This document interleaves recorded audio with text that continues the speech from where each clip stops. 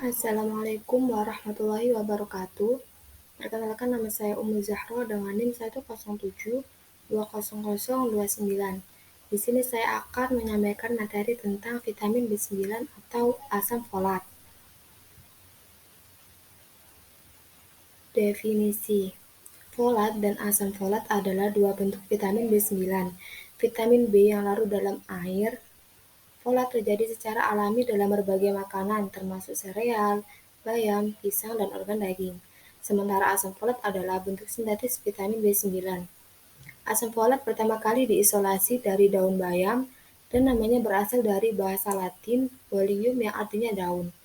Vitamin ini penting terutama bagi wanita hamil dan menyusui untuk mendukung kesehatan mengembangkan janin dan bayi. Menjadi kurang dapat mengakibatkan masalah serius perkembangan termasuk cacat tabung syaraf.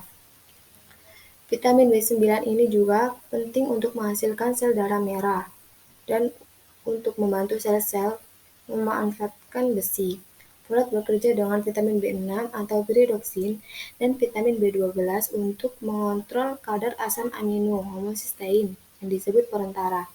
Hal ini penting karena kadar homosistein tinggi terkait dengan peningkatan risiko untuk penyakit kardiovaskular. Beberapa penelitian menunjukkan bahwa vitamin B9 dapat membantu untuk meningkatkan kesehatan saraf, yang mungkin menjadi produk sampingan dari kemampuannya untuk mengurangi kadar homosistein.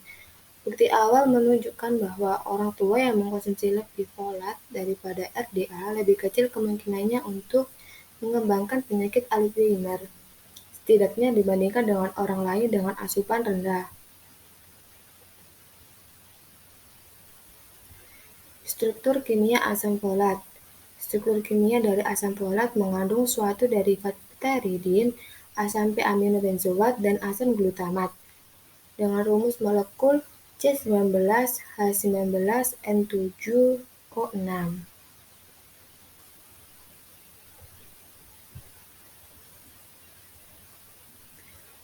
Bagaimana sih vitamin B9 bekerja di dalam tubuh?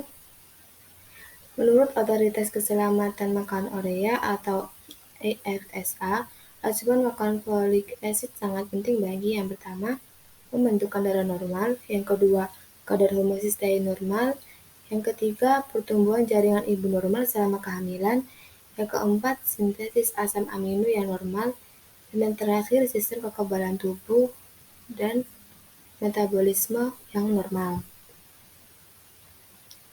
Sifat vitamin B9. Yang pertama, serbuk kristal berwarna kuning jingga.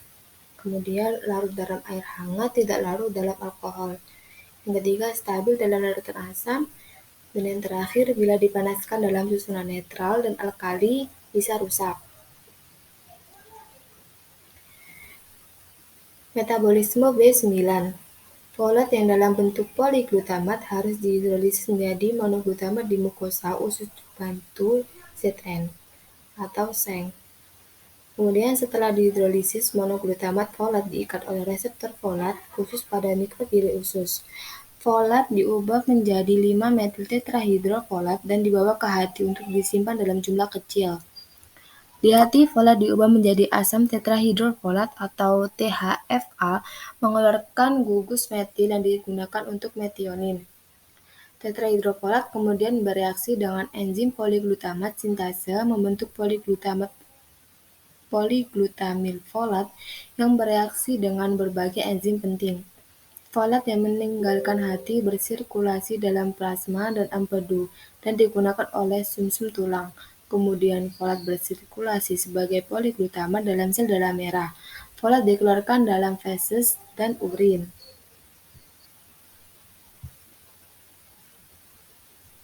Kemudian terdapat sumber vitamin B9. Di sini terdapat daging, terdapat hati ayam,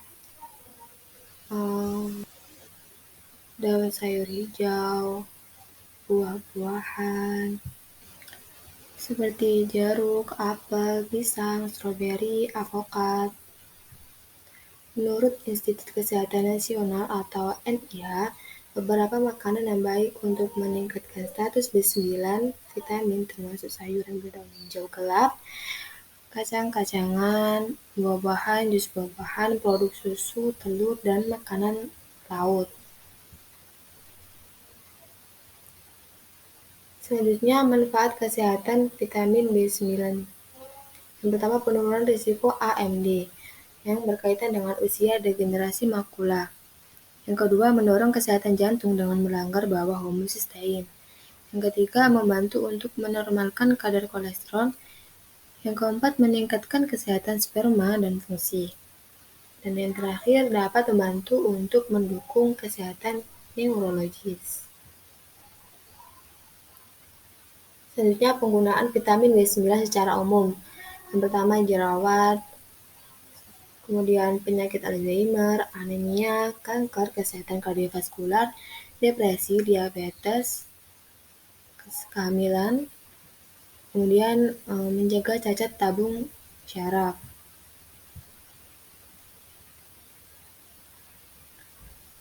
Selanjutnya, terdapat dampak vitamin B11. Dampak vitamin B9.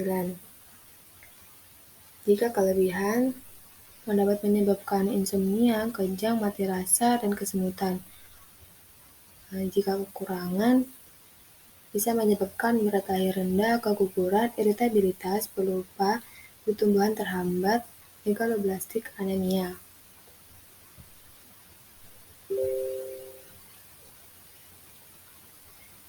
Terima kasih, sekian materi yang dapat saya sampaikan, semoga bermanfaat. Wassalamualaikum warahmatullahi wabarakatuh.